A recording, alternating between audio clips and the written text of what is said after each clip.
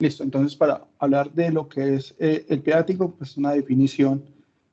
Se salió, qué pena, es que tengo como problemas con el Meet. ¿Se salió nuevamente o está bien?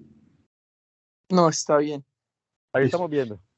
listo. Entonces, para hablar de lo que es el pie diabético es toda extremidad en un paciente diabético que tenga una alteración neurológica o una enfermedad arterial periférica secundaria a esta y que se presente con infección, ulceración o destrucción del tejido profundo.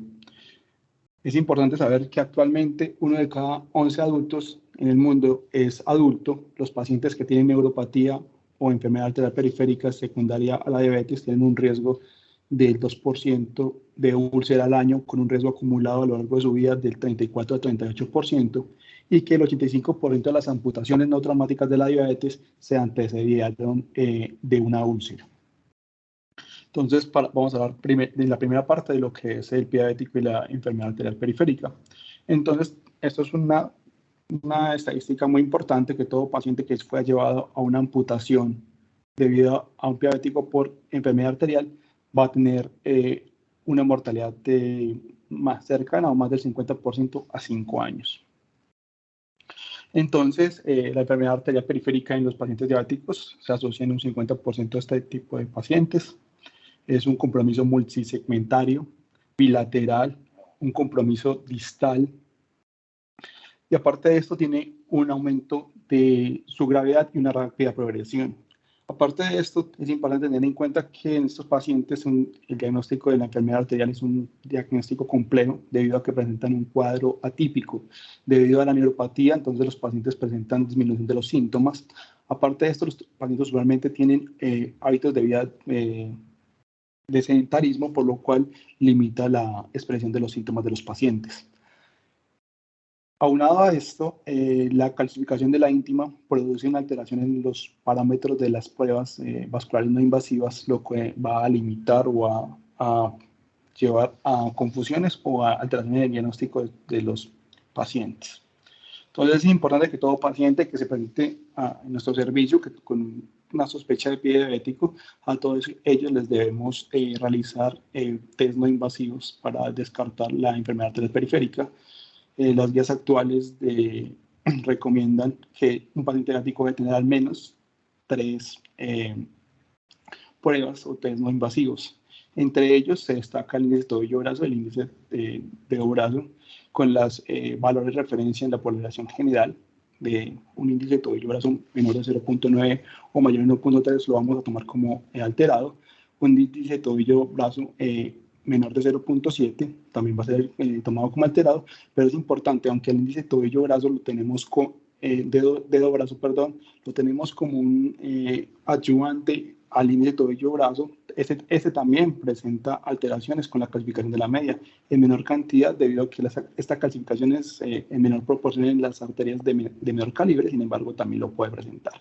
Por tanto, estos dos índices los debemos apoyar en lo que es el espectro de las ondas Doppler o el registro de la onda de pulso, debido a que si tenemos parámetros normales o cercanos a lo normal con alteraciones en la onda Doppler, simplemente estaremos ante la presencia de una enfermedad arterial con una rigidez arterial. Entonces es importante tener en cuenta esto para evitar malos enfoques diagnósticos. Entonces, cuando llegue este paciente diabético y hagamos estos test no invasivos y descartemos la enfermedad arterial periférica, lo que podemos hacer es que este paciente debe ser llevado al manejo de sus otras patologías para lograr la curación de la úlcera. Sin embargo, si este paciente, a pesar de un adecuado tratamiento, no presenta una tasa de recuperación de úlcera mayor del 50% en las siguientes 4 a 6 semanas, deberíamos pensar en realizar una imagen para descartar que tenga alteraciones segmentales de la perfusión. Cuando ya tenemos el diagnóstico de enfermedad arterial periférica, podemos dividir básicamente a nuestros pacientes en dos grupos, uno de una isquemia significativa y uno en un grupo de isquemia no significativa. Básicamente nos vamos a enfocar en lo que es el grupo de isquemia significativa, que son aquellos pacientes que cumplen la definición de isquemia crónica que permanece en la extremidad. Un índice de tobillo-brazo menor de 0.4, una presión del tobillo menor de 50, una presión del pulgar y una presión transcutánea de oxígeno menor de 30 milímetros de mercurio y una ausencia o ondas monofásicas al Doppler. Es importante esto porque los pacientes que no tienen una isquemia no significativa, que son los que encontramos en el cuadro del lado izquierdo, podríamos decir que la úlcera no es atribuible a la enfermedad arterial. Sin embargo, como lo vimos anteriormente, si estos pacientes no presentan una adecuada mejoría en 4 o 6 semanas después de los manejos instalados de las otras patologías del paciente, también deberíamos llevar a este paciente a una imagen para descartar compromiso de la perfusión a nivel segmentario. Luego que definimos que el paciente tiene una isquemia significativa, el paso a seguir sería definir la imagen apropiada. Entonces, actualmente, debido en estos pacientes, la arteriografía aún se plantea como la imagen estándar, debido a que presenta una adecuada caracterización de los vasos infrapoplíteos y del arco plantar. La angioresonancia en los últimos años ha tomado gran relevancia, sin embargo, todavía tiene, es escasa, tiene altos tiempos de ganancia de las imágenes, además que tiende a sobreestimar las lesiones estenóticas. La angiotomografía tiene una gran cantidad de artefactos en las arterias infrapoplíteas, y al igual que la angioresonancia, usualmente las grandes cantidades de calcio alteran su validez. Es importante sobre todo en segmentos iliofemorales y aortoilíacos, sin embargo, pues pierde su utilidad en los segmentos infrapoplíteos. Y el Doppler tiene, aunque es disponible, barato, tiene el problema de que no nos muestra el árbol arterial completo, y es muy importante y muy sensible para detectar alteraciones en la perfusión de manera puntual. Sin embargo, cuando tenemos alteraciones en tándem o multisegmentarias, se queda corto. Entonces, cuando ya tenemos estas imágenes, el paso a seguir es definir si el paciente requiere o no requiere revascularización. Para esto, la guía de isquemia crónica combinada de la extremidad de la SBS del 2019 nos plantea realizar la escala Wi-Fi, que simplemente nos mide 3 parámetros. El parámetro, como lo vemos en pantalla, el primer parámetro, que es la isquemia. Este apartado es importante porque, de acuerdo al grado del apartado de isquemia y el grado total del Wi-Fi, definimos si el paciente es revascularizable o no. El siguiente apartado es el tamaño de la lesión y finalmente la infección. Entonces, cuando hacemos un ponderado de estos puntajes, se nos plantea la siguiente clasificación. Nos clasifica a los pacientes en bajo riesgo, muy bajo riesgo, moderado y alto riesgo. Esto es un riesgo para amputaciones. Acá vemos el riesgo de amputación de los pacientes de acuerdo a esta clasificación. Y como les dije anteriormente, pues nos va a permitir definir qué pacientes se benefician de la revascularización. Básicamente este es el cuadro que nos ayuda a definir qué pacientes se benefician.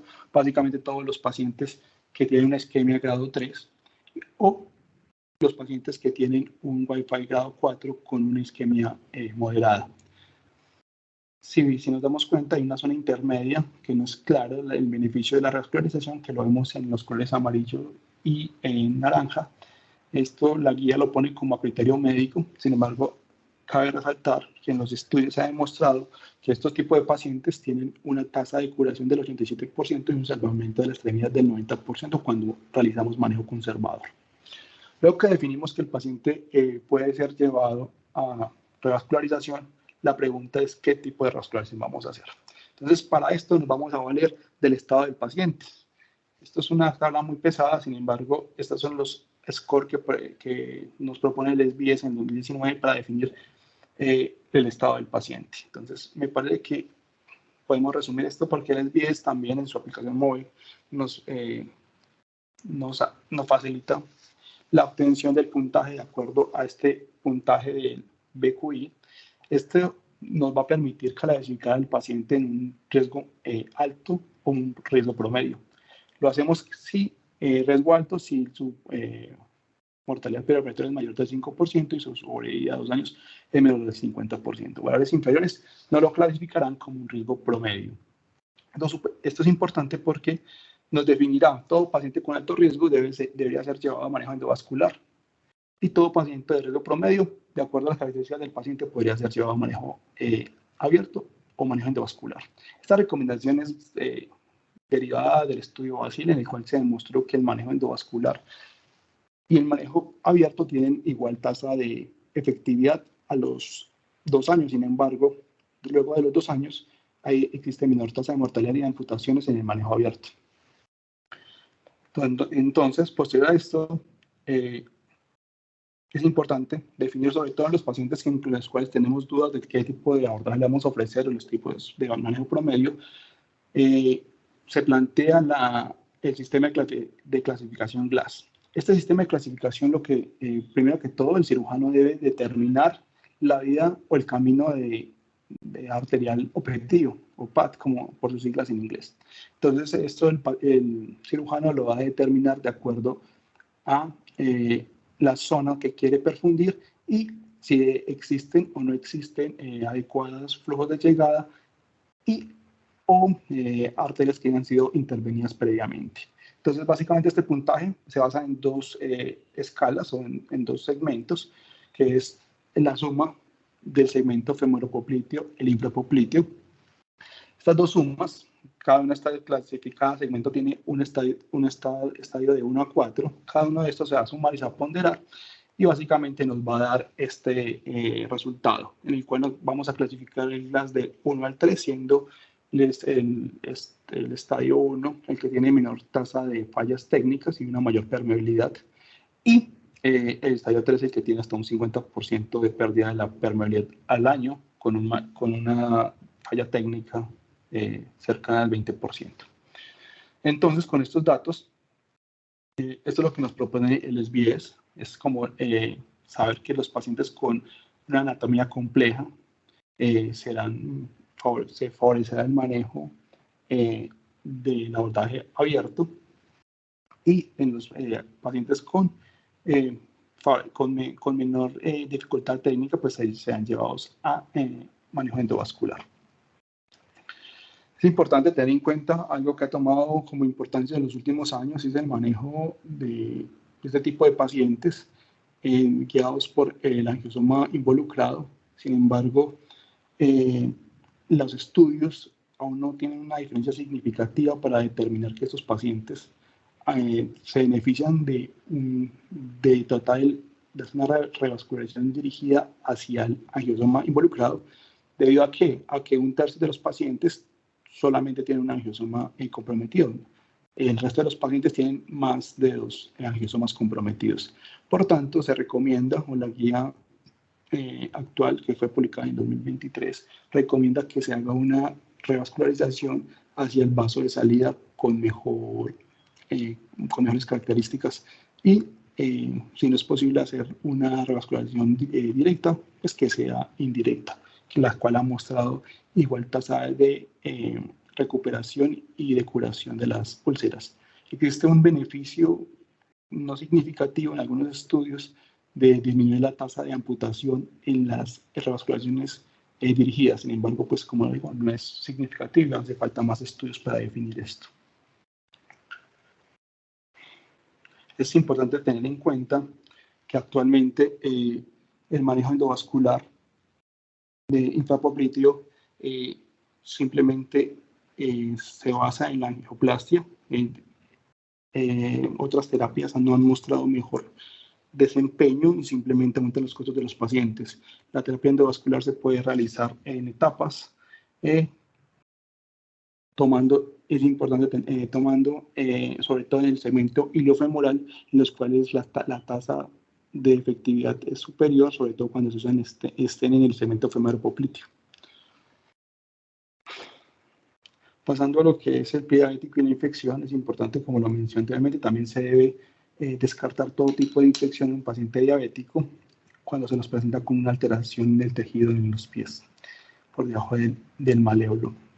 Entonces, ¿cómo definimos infección? La ITSA, en su actualización del 2023, nos propone que debemos tener 2 de los 4 siguientes ítems para poder decir que el paciente está infectado, que es una induración, eritema, calor local o salida de material purulento por la herida. Luego que tenemos este diagnóstico, lo podemos clasificar de acuerdo a esta escala de severidad propuesta por la ITSA. Es básicamente que si presenta cualquiera de estos los que mencioné sería leve, pero si el eritema se extiende más allá de 2 centímetros del borde de la lesión o compromete tejidos profundos, una articulación o hueso, va a ser moderada y el paciente ingresa con un signo de sepsis, pues será catalogada como severa. Entonces, siempre es importante tener en cuenta que debemos descartar el compromiso óseo debido a que esto nos va a determinar el manejo subsecuente. Entonces, se ha demostrado que el Proof to Bond, que es simplemente, lo voy a adelantar acá, es la introducción de un material estéril, duro, para determinar si encontramos o no hueso. No tiene una sensibilidad del 87% y una especialidad del 83% para hacer diagnóstico de osteomelitis. Es económica y fácil de realizar al momento del examen físico inicial del paciente. El siguiente paso es pues, realizar una radiografía simple del pie comprometido, buscando los hallazgos que vemos en el cuadro de la derecha, que son básicamente la esclerosis, la desmineralización, la reacción perióstica, la presencia de material óseo pues, ya necrótico, o la presencia de una reacción o engrosamiento del periósteo relacionado con la muerte del tejido óseo, que se llama pues, involucrum, y básicamente o salida, que es ya sería algo clínico, salida de material purulento directamente del tejido óseo. Respecto, cuando existen pues,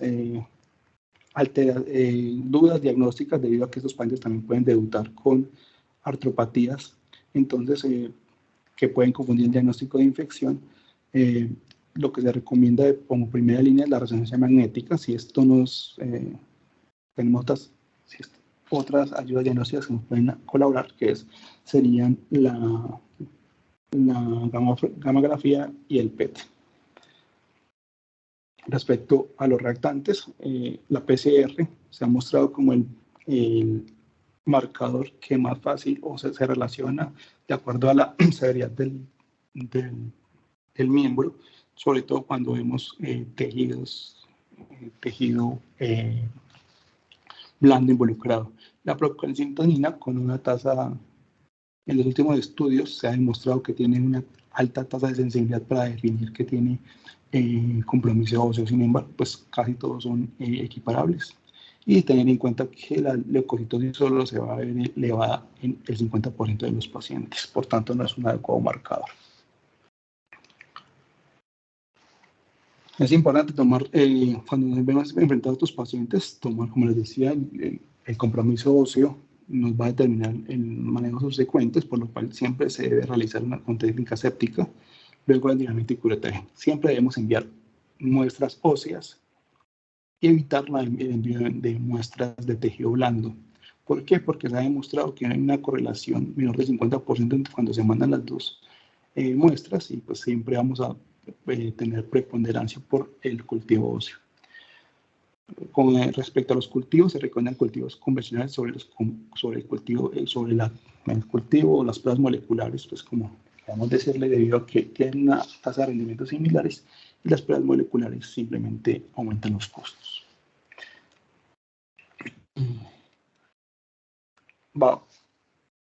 El tratamiento, coloqué esto, importante, previo al inicio de manejo de cultivos. La toma de cultivos, debido a que cuando iniciamos un manejo en tratamiento empírico, para tener una adecuada toma de muestras de tejido óseo, se deben esperar hasta 2 semanas. Entonces, en los pacientes en los cuales no es necesario el inicio rápido de los antibióticos, considero que se debe esperar a la toma de cultivos para no retrasar un manejo dirigido del antibiótico. Entonces, las guías, la ITSA nos recomiendan que podemos iniciar manejo empírico en la infección no complicada, en los pacientes que no han recibido antibiótico previo,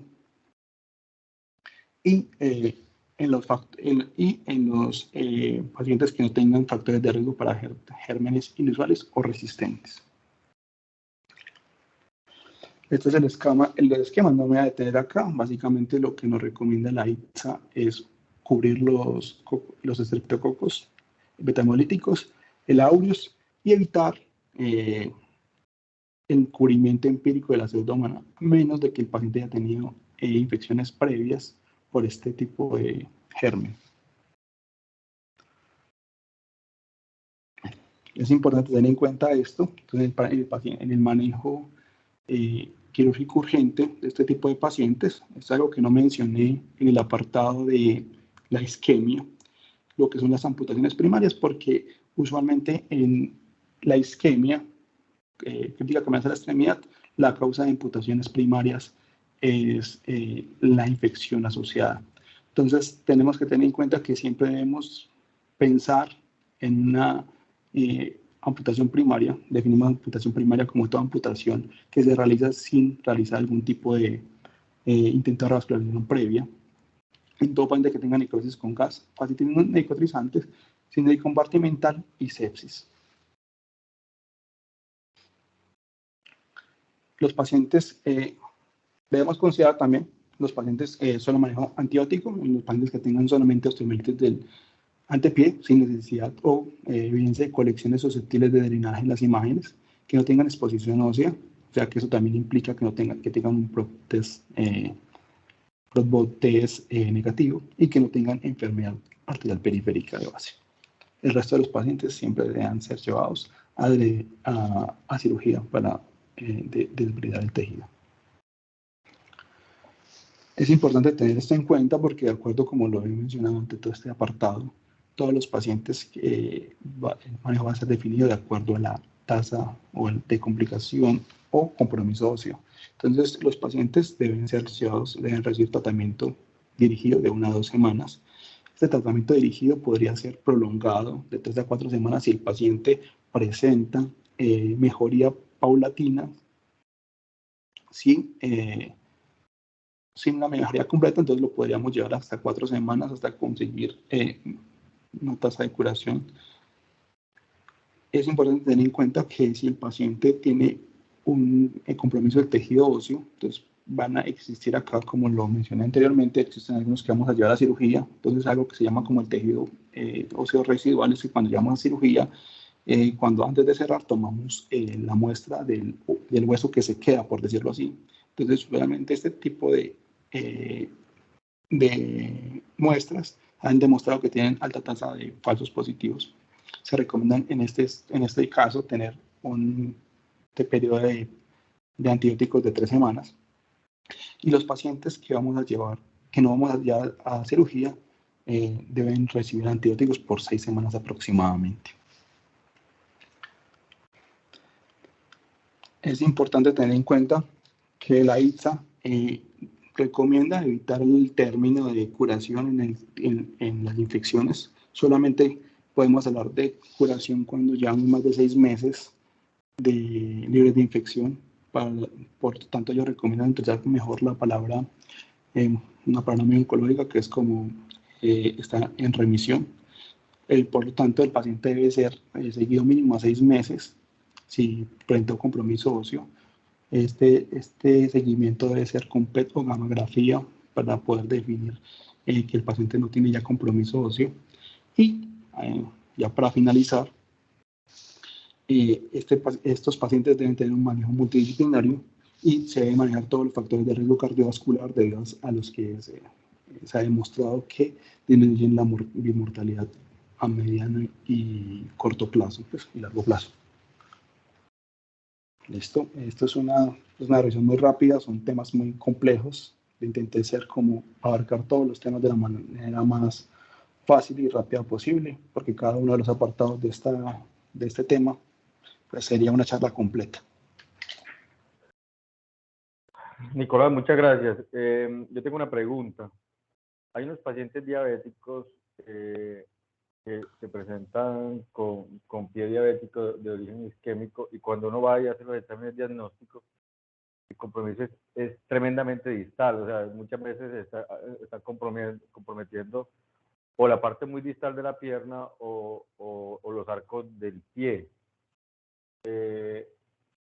¿Cuál es la estrategia adecuada de revascularización en esos casos, en vista de que a veces esos vasos son tan pequeños que es muy difícil llegarles y hacerles procedimientos de angioplastia y similares. Profe, en este tipo de pacientes, pues tenemos que recordar que, pues, como lo mencioné al principio de la charla, es un compromiso multisegmentario. Lo que podríamos hacer primero que todo, sobre todo en el segmento iliofemoral y femoropopliteo, si se puede o tiene compromiso, pues, sumado a lo que usted dijo, realizar angioplasias para mejorar los vasos de pues, el influjo, ¿cierto? Sería la primera opción.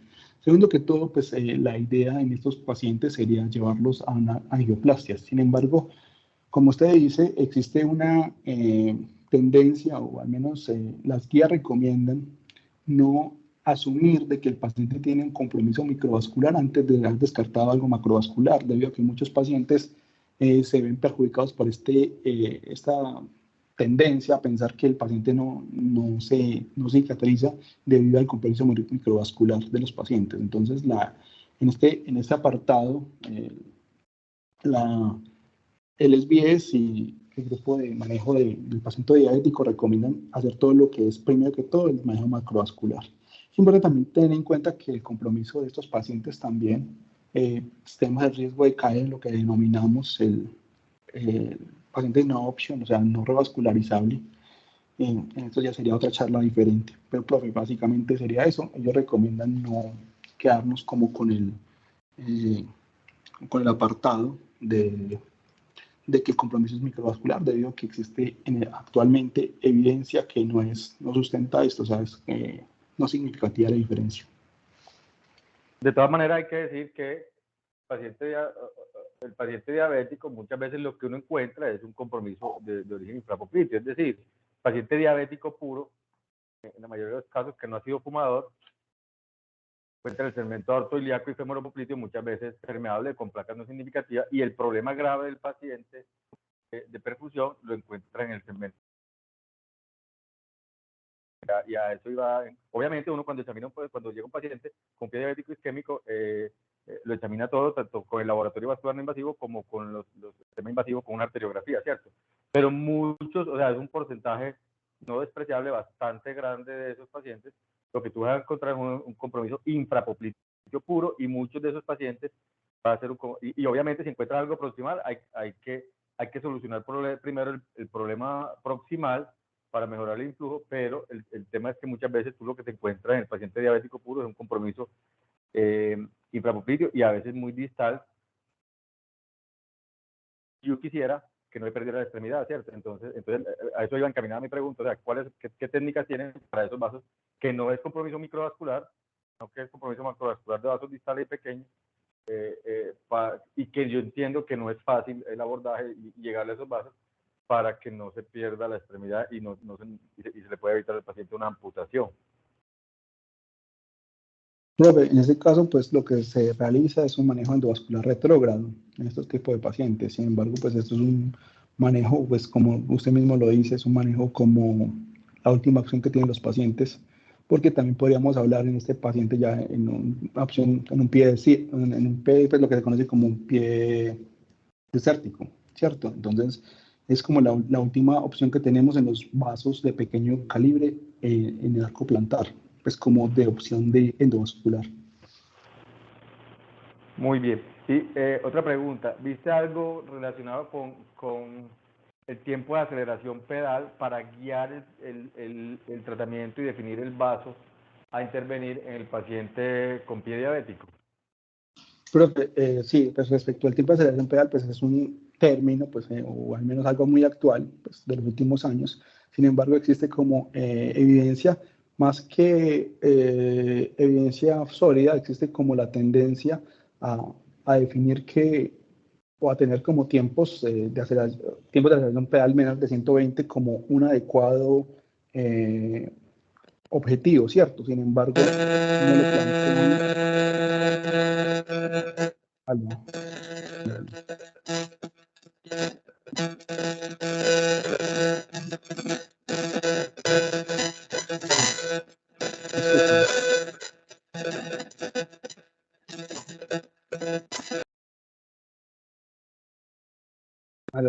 No escuchan, no sé qué pasó. Aló. Sí, Nico, ya. Bueno, no, respecto al tiempo de aceleración pedal, pues es un valor en este momento básicamente en evolución. Lo que encontré fue más en base a los resultados, que se recomienda que tener un tiempo de aceleración pedal por debajo de 120. Sin embargo, los diferentes estudios que hay actualmente, pues primero que todo considero que se deben validar con la población nuestra. También existe pues un estudio pues local, ¿cierto? Que mostró que sí pues puede ser útil, pero con tiempos de aceleración diferentes de los que plantean en el artículo original.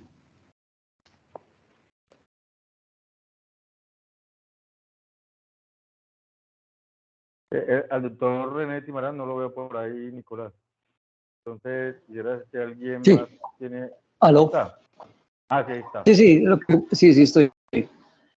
Hola, buenos días. No, primero que todo, para felicitar al doctor Nicolás, como ya él muy bien lo expresó, es un tema bastante amplio, del cual se pueden sacar varias charlas. Sin embargo, pues creo que lo abordó bien el seminario con los objetivos, digamos, en cada uno de los ítems que se había planteado, pues, como en la presentación del seminario. Yo quería como hacer énfasis en dos cositas. Una, desde el punto de vista clínico de los pacientes. Inicialmente, en la época que nosotros nos formamos, siempre hablaban de la palpación de los pulsos, y era una cosa, digamos, como muy importante para poder que tengan compromiso neuropático puro, o de aquellos que tengan enfermedad vascular, macrovascular. Sin embargo, esto también ha ido cambiando en el tiempo, ¿cierto? Ahora todos los pacientes con diabéticos y con un pie diabético requieren un estudio no invasivo, y es muy importante, digamos, como tenerlo o pedirlo siempre en los servicios de urgencias o de consulta externa por los que estos pacientes llegan para ser evaluado por un especialista vascular, y de eso, digamos, depende, digamos, todas las conductas que uno pueda, pues, digamos, en algún momento definir para un paciente. La palpación de los pulsos no siempre, digamos, es fácil. Hay calcificación de los vasos, como ya lo mencionó Nicolás, y puede que la onda de pulso no sea transmitida adecuadamente, y el evaluador no sea, pues, tan experimentado como para la detección de los mismos. Y esta es, digamos, como una de las razones por las que uno debe siempre mandar un estudio vascular no invasivo en todos los pacientes. La otra cosa que también quisiera resaltar es de las clasificaciones, ¿cierto? De la clasificación que nosotros no utilizamos en los pacientes con compromiso macrovascular y que además son diabéticos, ¿cierto? Está la clasificación de Fontaine, la de Rutherford y la del Wi-Fi. Todas estas pues tuvieron como su importancia en un momento determinado. La clasificación de Fontaine, pues ya diría yo que es prácticamente algo histórico, porque, digamos, no es una clasificación que le dé a uno una información completa, digamos, veraz de lo que le está pasando a un paciente con enfermedad vascular, sea diabético o sea no diabético, porque, digamos, en el ítem que habla de la pérdida tisular, simplemente lo dice o lo menciona pérdida tisular, ¿cierto? Y eso, pérdida tisular, podría ser una úlcera de 2 o 3 milímetros o una pérdida extensa, ¿cierto? No nos da, digamos, como la información suficiente.